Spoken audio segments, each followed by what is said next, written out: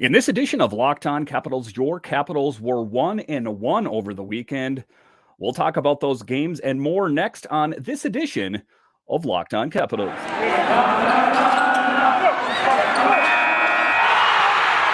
Your Locked On Capitals, your daily podcast on the Washington Capitals. Part of the Locked On Podcast Network, your team every day.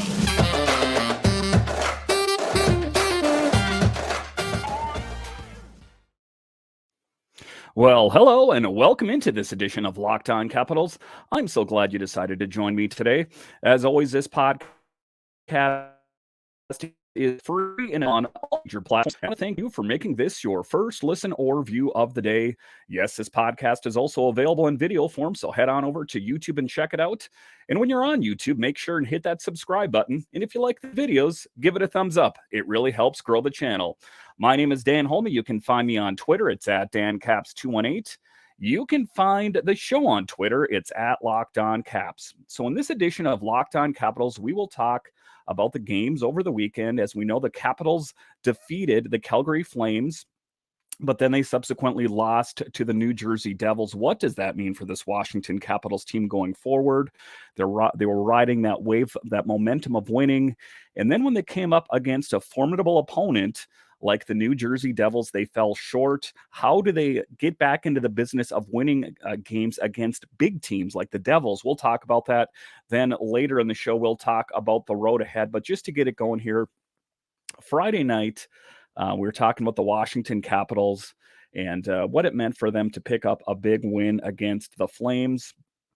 You know, it was one of the games that was a good test of Oshie. It was a good test to see, Darcy Kuemper, what they had in the tank. And the one thing I will say about this Capitals team is they play that much better when TJ Oshie is in the lineup. I don't think that that's really up for debate. I know it didn't really help them in the last game that they lost to the New Jersey Devils, but all in all, I think that they play much better when you have TJ Oshie in, and it shows that the guys exude more confidence. They say as much that they feel that much more confident. So just, a positive sign that we are starting to get some of those injured players back, and Darcy Kuemper picking up a shutout. What more can you really ask for Darcy Kuemper or any netminder for that matter than to pick up a shutout, a goose egg on the Calgary Flames? The Capitals opened the post-Thanksgiving portion of their schedule Friday with a 3-0 win over the Calgary Flames. Forwards TJ Oshie, Evgeny Kuzetsov, and Alex Ovechkin provided the scoring for the afternoon, and goalie Darcy Kuemper posted his second shutout of the season, writes NBC Sports Washington. Oshie, who was activated off injured reserve on Wednesday, has been a spark for the Capitals, who are 9-10-3 in his first two games. He recorded 2 assists in the 3-2 overtime win over the Philadelphia Flyers before getting them to an early lead against Calgary. Washington has now won back-to-back games after snapping a 4-game winless streak. And, I was really kind of hoping that they were going to be able to continue that winning going forward, but I don't want to get ahead of myself. We'll talk about that in the next segment. But as far as the game against the Flames, that was a Capitals team that showed up to play. They were prepared. They played. They executed. They did the right things. Darcy Kuemper was dialed in, and they ended up, it ended up paying off as they pick up a nice win. At this point, it's all about kind of racking up wins and kind of stockpiling wins as they did go through that losing streak. The Flames 9-8-3 kept Kuemper plenty busy with 32 shots on goal, but he played one of his best games of the season to keep the Pacific foes out of the net. Kuemper has shut out the Flames 4 times in his NHL career, his most against any opponent. And, that's where analytics comes in. Some people talk about, well, why do you put this goalie in here? Why do you put this player in? It has to do about analytics. And just, for one, Darcy Kuemper is the number one netminder for the Washington Capitals, so it should come as no surprise that he was in the game. But generally, they do look at a history, and there's, a whole lot more analytics than there was years ago. So you got to think that to a certain extent, they put Darcy Kuemper in because he did have a good history of winning games against the Flames. But in any event, a really good game for Darcy as he continues to show up big, and just his selfless nature, his ability to be honest and saying, I have to do better. I allowed in some bad goals. In his post-game presser, he talked about, in previous games, and he's talked about it all season, as a matter of fact. If he allows a bad goal, he'll be one of the first to admit it. And oftentimes when you get to players that are in the level of the NHL or professional sports in general, they don't like to take the blame. They would rather push the blame off on someone else. So Darcy just being, being honest with everyone and saying, I made a mistake. That was on me. I think that's refreshing to the fans, and I also think it's refreshing to the fellow players as well. Talking about Oshie, in games Oshie played this season, the Capitals are 7-4. In all others, they are 2-5-2.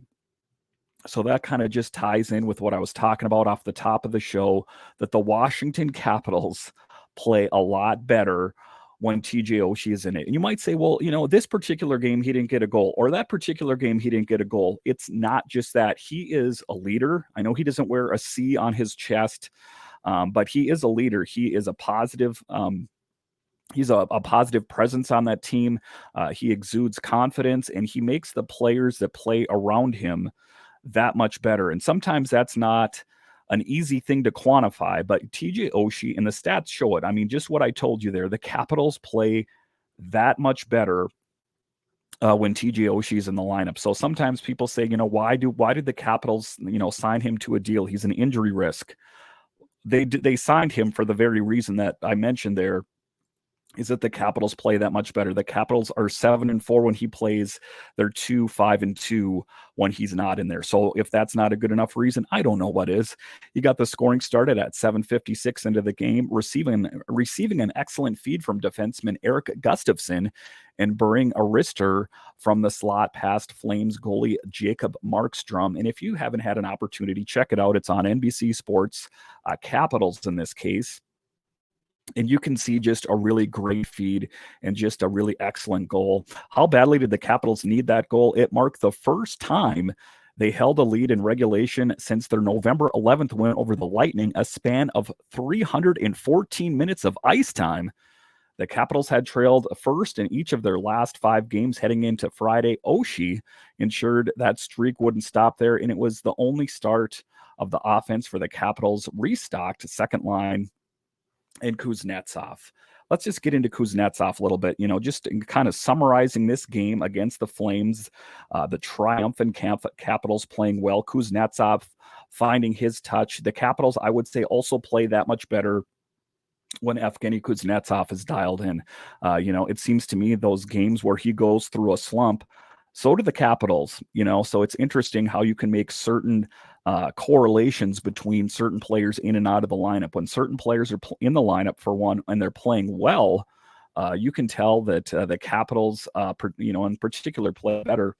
Kuzetsov has gotten off to a poor start in the scoring department. He went into Friday's game with just 2 goals in 20 minutes this season, and both goals came in the same game. While he has shown in a couple of shootouts that he can still create scoring chances all on his own, Kuzetsov has struggled to produce those moments during games. A very hot and cold player, I got to say, Kuzetsov, if you take a look at him. It just, it seems like a couple years ago he was on the trade block, and they said that the Capitals would love to trade him, but they wouldn't get enough for him. And then last year he had a breakout year, and then it's kind of a so-so season for him this year. So he is kind of a hard guy to peg, to figure out what is the identity to Evgeny Kuzetsov. Is he a sustainable scorer on this team? When he plays well, he plays very well. And then when he's cold, he's very cold. He's like a lot of other players on the team. You could say the same thing about Anthony Mantha or something like that. Playing on his second line alongside Oshie and winger Sonny Milano, who has scored the game-tying goal late in the third period against the Flyers on Wednesday, Kuzetsov showed he's still got a few tricks in his bag late in the second period. He entered the offensive zone swarmed by 3 Flames, but he weaved his way through before firing a shot as he was falling to the ice. And just a really great goal. If you guys didn't get a chance to see it, it kind of reminded me a bit of the Alex Ovechkin goal against the Coyotes so many years ago, where he was falling and flipped and just slid and it went in. And then they kind of panned to Wayne Gretzky, who was a coach of the Coyotes, I believe, at that time. But just a really great thing to look back on for the Capitals there. Oshie and Milano picked up assists on the play. That line played together for the first time Wednesday and has actually accounted for 3 goals in 2 games for a Capitals team that has struggled to score with consistency this season. The trio could be a huge lift for the team's playoff hopes if it can keep up its success. Milano has started earning the trust of Capitals coaches with impressive playmaking and took advantage with a couple of earned minutes on the power play as well to set up Ovechkin for .791. Yes, Alex Ovechkin is chipping away at that goal, which gave Washington its 3-0 lead in the latter half of the third. And just a real pleasant surprise, I got to say. Sonny Milano on this team. The Capitals went out and picked him up. He has done nothing but perform night in and night out. A guy that was released from a PTO from the Flames, came to this Capitals team and is just filling in admirably and just a really solid find for Brian McClellan. It kind of reminds me of the Brett Conley thing or the Devontae Smith-Pelly, just the ability to find these players that, are getting panned by other teams, and then they come to the Capitals and just really light it up. Just to close up this segment, Kuemper, playing just really great once again. No surprise. After giving up a pair of self-described bad goals Wednesday, Kuemper bounced back in spectacular fashion with a 32-save shutout. The Flames challenged him early with a 15-6 advantage in shots on goal, followed the first period, but it wasn't enough to get one past the Capitals netminder. Kuemper has now faced the Flames 11 times in his career and posted a 7-2-1 record against them with a .953 save percentage and a 1.61 goals against average with them. On the other side, the save percentage is the highest against any opponent on the season. Kuemper has picked up wins back-to-back starts for the first time since his second and third outings of the year against the Canadiens and Canucks, respectively. The lack of victories has been his fault. The Capitals have provided him with more than 3 goals of run support only 3 times this season. So talking about it, that the lack of victories, rather, has hardly been his fault. So let me clarify there. The one thing I will say about Darcy Kuemper, the thing I'll say about Chalie Lindgren is they keep the Caps in these games. If they don't pick up a win, they keep it a competitive game. And if you think about it, if it was another goalie, say they didn't pick up Kuemper or Lindgren, they would have lost by a larger margin. And I know what everyone's saying. I hear it all the time. They should have kept Vanecek. Look at what he's doing with the Devils. Hey, we tried doing that with the Capitals for 2 seasons. They tried to retread that tire many times. But as it turned out, a change of scenery, a change of real estate is what the doctor ordered for Vitek Vanecek. And I am nothing but happy for him and his success out in New Jersey. All right, so after the break here, we will talk about the game with the Devils. Yes, we were hoping for another win there, but alas, it wasn't meant to be. We'll talk about that next.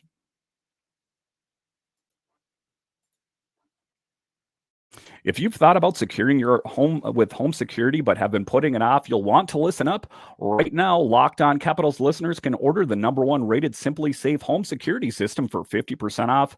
This is their biggest offer of the year, and you won't want to miss it. Here's why I love it. Did you know over the holidays, property crimes like burglaries and package thefts spike nationally?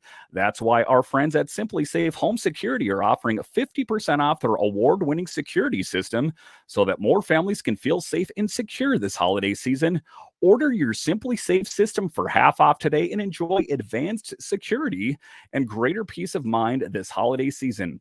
Here's why I love it. I had an issue where someone broke into my home. Simply Safe dispatched the police and took care of the situation. In an emergency, 24/7 professional monitoring agents use Fast Protect technology exclusively from Simply Safe to capture critical evidence and verify the threat is real so you can get priority police response. So don't miss your chance to save big on the only security system I recommend.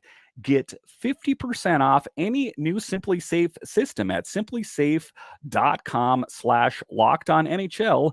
This is their biggest discount of the year, so you don't want to wait.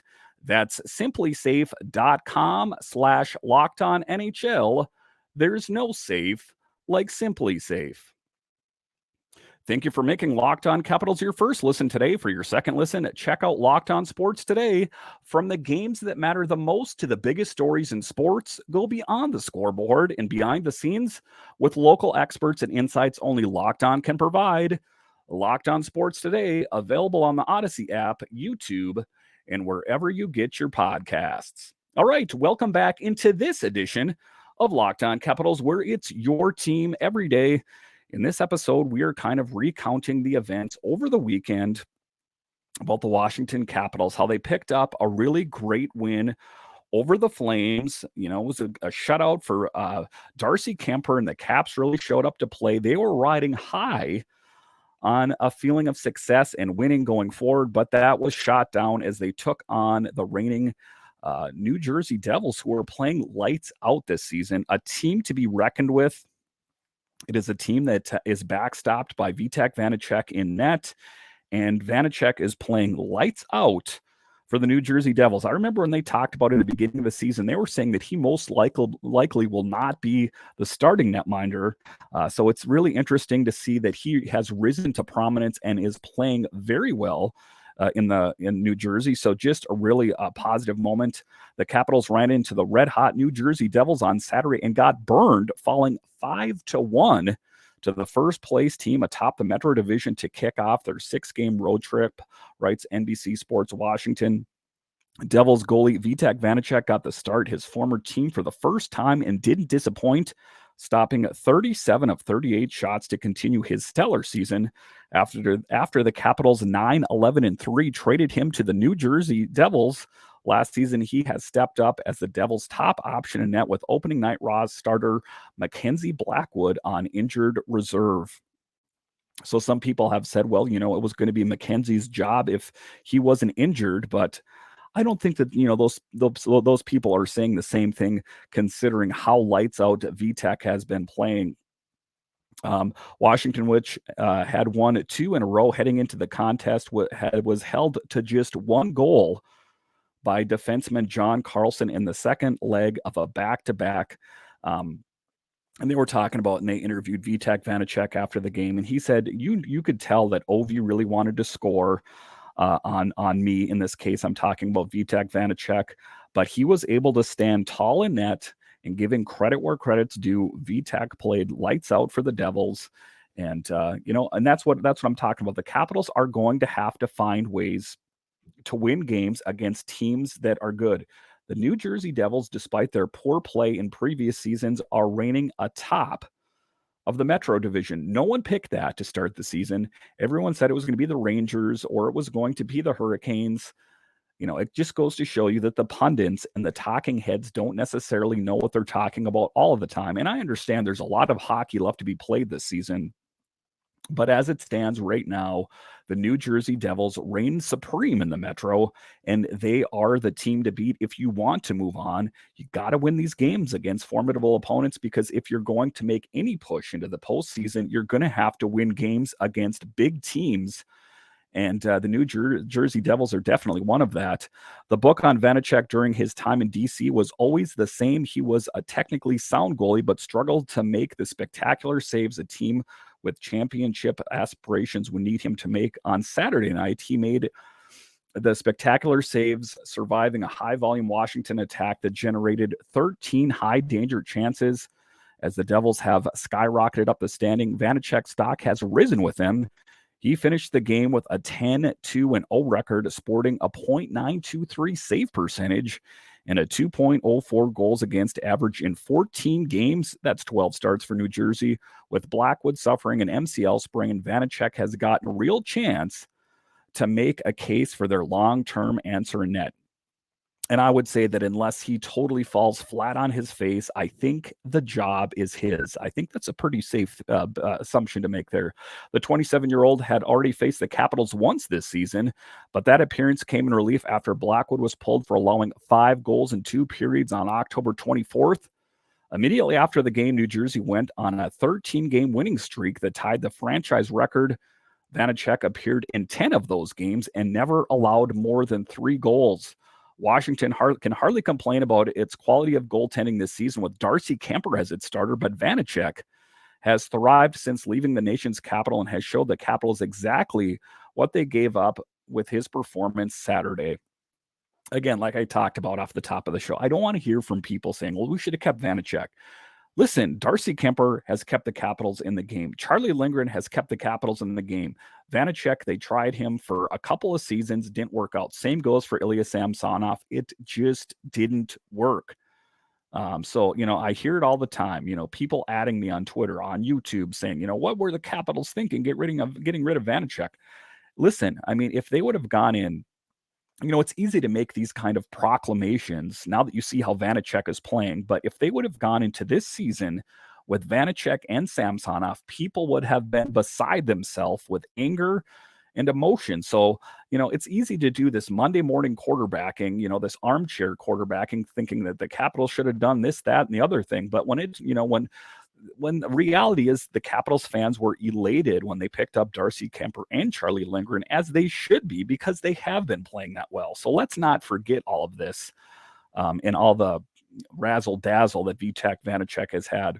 The Devils entered play starting with the most goals in the NHL by players under 25 years old, and they added to that total with 5 goals coming off the sticks of Hughes, Nico Hischier, and Fabian Zetterlund.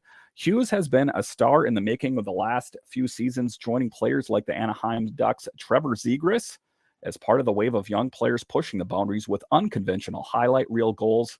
After scoring his first goal on a breakaway enabled by Lars Eller, Hughes then fired a tight angle shot from the corner that bounced off the back of Lindgren's mask into the goal. In the third period, he beat Lindgren again on an odd man rush to record the first hat trick of his NHL career. It has been the first hat trick the Capitals have allowed this season. The biggest thing is the Capitals' inability to finish. Coming off back-to-back wins, the Caps boarded their flight to New Jersey to begin a 6-game road trip that included dates with Dallas, the Kraken, and Edmonton Oilers. Devils. The team was hoping to turn a corner after a subpar start to their season that had been sitting in 7th place in the Metro before picking up victories over the Flyers and Flames. However, their winning streak was short-lived after the offense struggled to finish plays all night. The Capitals put themselves in a great position to score, but a couple of bad bounces and some impressive stops by Vanecek limited them to 1 goal in the game. And again, it would have been a great thing if the Capitals would have found a way to pick up a win. Of course, I mean, I would love to be talking to you guys about another Capitals victory and how the winning just keeps continuing to go and go, but it wasn't the case. And at the end of the day, the Capitals got outworked by a really great New Jersey Devils team, and they are going to be the team to beat. They reign supreme in the Metro Division as of right now. So the Capitals, among like a lot of the other teams in the Metro, have got to find a way, to start winning games if they want to be competitive. Because as it stands right now, the Devils are the team to beat. All right, so after the break here, we will talk about the road ahead for the Washington Capitals. We'll talk about that next. Today's episode of Locked On Capitals is brought to you by BetOnline. BetOnline.net is your number one source for sports betting info, stats, news, and analysis. Get the latest odds and trends for every professional and amateur league out there, from football to basketball to soccer and even esports.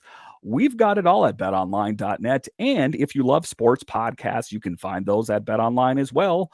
We're always the fastest and easiest way to get your betting fix. And guys, even if you don't like betting, if you could bet on an upcoming Capitals game, like say one against the Canucks or the Kraken, that makes watching the games that much more exciting. So head to the website today or use your mobile device to learn more. Bet online, where the game starts. All right, welcome back into this edition of Locked On Capitals, where it's your team every day. In this next segment, we are going to talk about the road ahead for the Washington Capitals. So Tuesday night, this is going to be for the hardy Washington Capitals fan, as the Capitals take on the Canucks at 9 p.m. on Tuesday, and Tuesday night at 9 p.m. and Thursday at 9 p.m. as well. So those are going to be some late games. You will definitely want to have the coffee pot set as you head into work the morning after if you want to stay up and watch those games, because they will definitely be late games. That is for sure. So the first game that they take on Tuesday is against the struggling Vancouver Canucks. And that's, it's another one of those games that I talk about a lot. It's a trap game. You head into Vancouver and a team thinks, well, that's a Vancouver Canucks team that's not playing that well. But you got to remember, that is a Canucks team that wants to win more than anything. So they're going to be hungry and they're going to want to win. And they're coming into playing a Capitals team that, let's face it, has struggled a bit this season. Despite these short winning streaks here and there, they've been struggling. So it is going to be two teams that are, desperate to pick up wins. I would say the Capitals at this point are desperate to pick up wins. I would also say the same thing goes for the Canucks. So they are going to have to be ready for a team like the Canucks, despite where they are in the standings, to face a team that is desperately going to want to beat them. And then an equally big challenge, a bigger challenge, if you will be Thursday night against the Kraken. The Kraken are playing very well. Last time I checked, they were second in the Western. So again, that's going to be a Kraken team that is dialed in and is going to throw the kitchen sink at the Washington Capitals. They are going to throw everything that they have at the Caps. So they're going to have to be ready. These West Coast road trips are well known for being tough on the Caps. Sometimes they play well. Sometimes they get the beat down on them. So let's hope that they can pick up big wins. I hope I can talk to you guys about some big wins this week against, this West Coast swing, which, just taking a look at the schedule here, like I said, sees the Canucks on Tuesday, Thursday, the Kraken, and Saturday, the Calgary Flames once again. And you got to think that the Calgary Flames are going to be looking for payback. They are not going to want to get shut out. They are not going to want to get beat down by this team, the Washington Capitals, once again. So you got to think that's going to be a hungry Flames team. And I don't want to diminish who the Flames are. They have some really great goal-scoring players on that team. They have some great players. Their net minding, I guess, is a little shaky if you ask me. I know that Markstrom is considered to be a pretty good goalie, but he has struggled as of late, most notably against the Washington Capitals. So again, these are going to be tough games. They're getting played very late at night, especially if you're on the East Coast. If you're playing on the West Coast, they're not that late because, they're a few hours in the other direction. But in any event, there's probably some level of jet lag that is going on when you play those kind of games.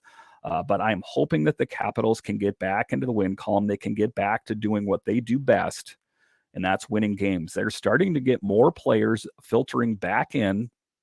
We have TJ Oshie and we have John Carlson back. The next player to come back is Dmitry Orlov, and we are hoping that he can come back and kind of contribute and pick up where he left off, because what we're going to do and what I've talked about is that I think the Capitals can kind of assess where they're at once these players come back. We got Tom Wilson, I think, would probably be the next one to come back after that. We can't wait that long, to be honest with you, because Christmas, New Year's is when he's supposed to be back. That is still some time from now.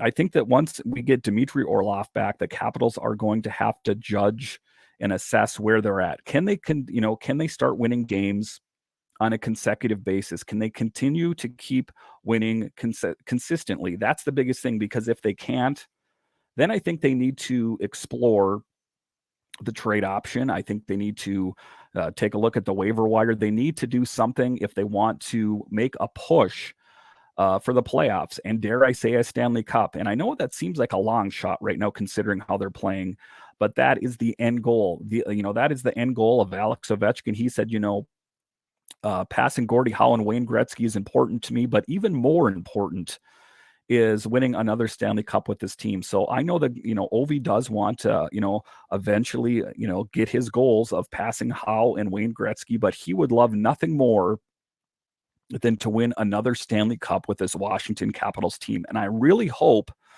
that they're up for the challenge. it's easy to ride the high and think this team is doing great, but then you can get knocked flat on your face the next game, see the New Jersey Devils, and you get kind of brought back down to reality again. So what is the identity of this team? I ask this, and that's been a consistent theme throughout this entire season, is what is the identity of this season's Washington Capitals? I guess it remains to be seen.